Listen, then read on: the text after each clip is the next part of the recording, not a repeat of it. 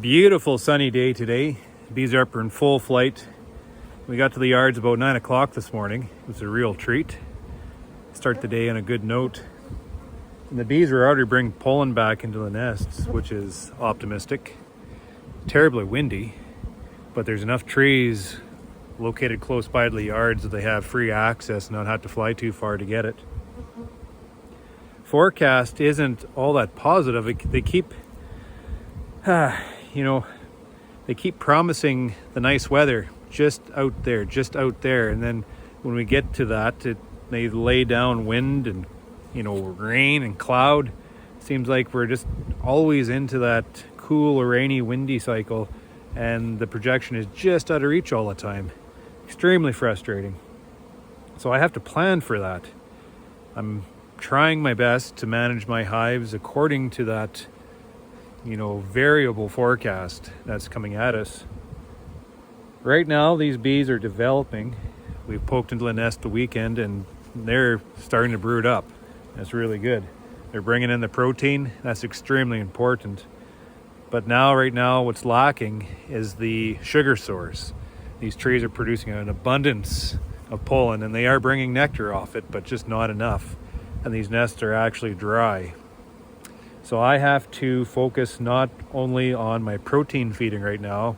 Well, I'm pulling back on the importance of that right now because they are packing it full of pollen.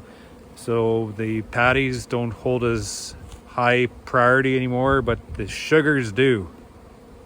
And I'm not necessarily focusing so much on how much storage of honey they have within the nest, which is very important, but I'm more so looking to the how wet that nest is, because they need that fresh syrup, fresh nectar, fresh sugar source within the nest to be able to stimulate their growth and development. They need it on hand at all times to be able to make this jelly, to use it to make the brood nest.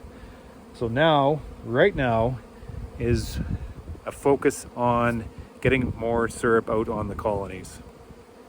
That's what we're doing. I'm going through, I have 2 university students showed up to work today and with carries, so they're out filling pails.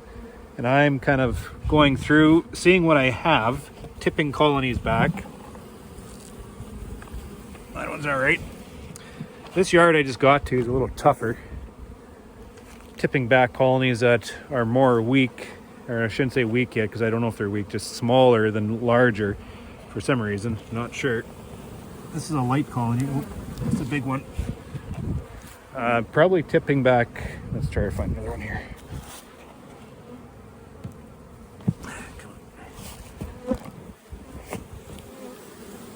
See, that one's a little bit hard done. Not sure what's going on in there. This one's in trouble. Finding a little bit of variability like that. So I'm identifying those smaller ones. So when we come back around, as we're doing our housekeeping, we can go down, take a look to see exactly what's going on. And unfortunately, I think these are colonies that are falling back on dwindle. And they might be past that point of no return. There's probably a few factors going on in there that's causing this dwindling event, but it's something that's almost completely out of my control right now. So I want to identify the smaller ones and see what's going on. And I want to see if they're failing because if they have issues. And if they have issues, we're just going to cut them loose. But if there's any type of potential in there, we're going to start maybe acting to help boost those colonies and bring them back up over that population threshold and just allow them to advance and see how many of those weak ones or the dwindling colonies that we can salvage in that effect. So that's going to be kind of a frustrating part of this spring's activities, is more so identifying the strong to pull the strength and then identifying the small ones to boost with strength, and then calling out all the failed units.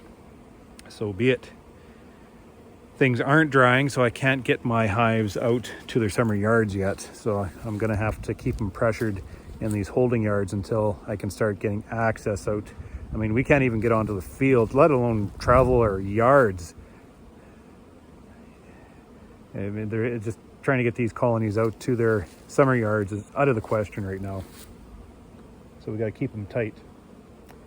And that leads another problem that might be presenting. It's not presenting itself yet, but as we go here, as it gets warmer, and if I don't get them out soon enough, there's going to be competition of resources out there.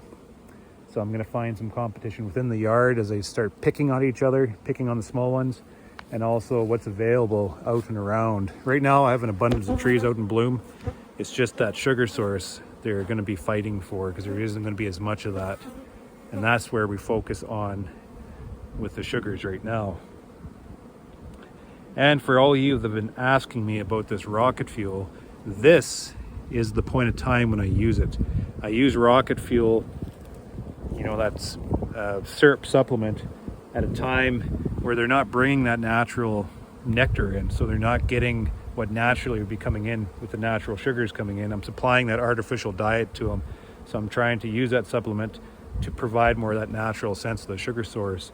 Right now, it's extremely important to be focusing on these supplements to make sure they have what they need as we provide basically complete artificial diet like this. And the bees respond to it. Like, oh man, they respond to it. Just like you take your hives and just push them ahead just a little bit. It's quite fun.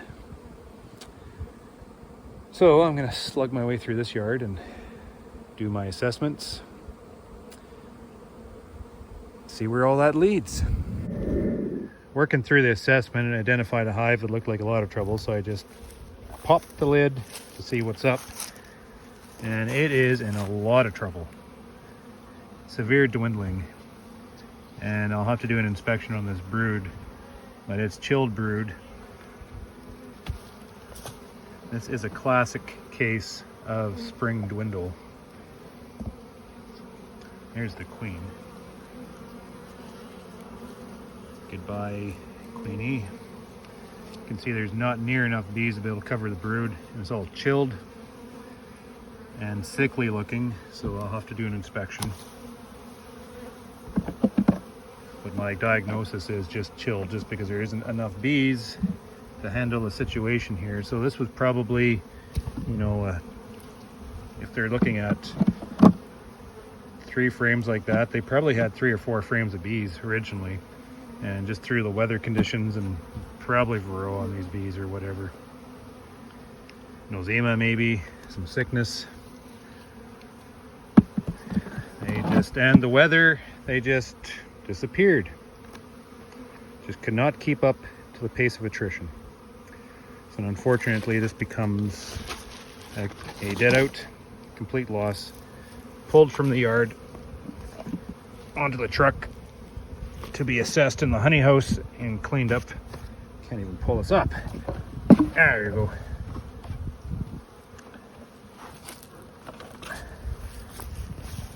Yeah, so we'll be assessing that equipment, cleaning it up if it's any good, and making it available to restock.